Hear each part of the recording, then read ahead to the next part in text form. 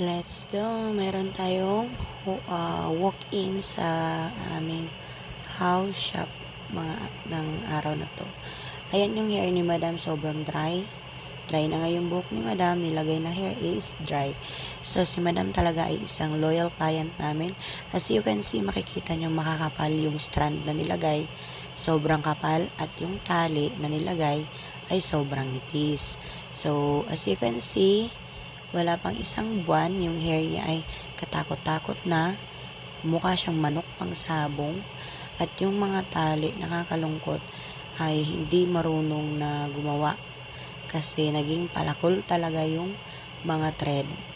Na tabingi-tabingi talaga. Ang ibinaba ng hair ni Madam ay almost 3 inch. Wala pang isang buwan. Ayan yung tali namin na nilagay. Actually, pag hindi manipis ang hair, pag makapal ang hair, nilalagay namin na thread ay mahahaba talaga. Para yung hair ni Madam, magagawa niya kahit ano niyong gawin. Kahit ano niyong gusto niyong gawin, I mean. Yan, planchahin mo man, walang problema kasi makapal yung mga thread. Matibay yan, magtatagal yan up to 5 months. Pero si Madam hindi niya pinapaabot ng ganong katagal kasi 3 months lang usually nagpapalagay na ulit si Madam.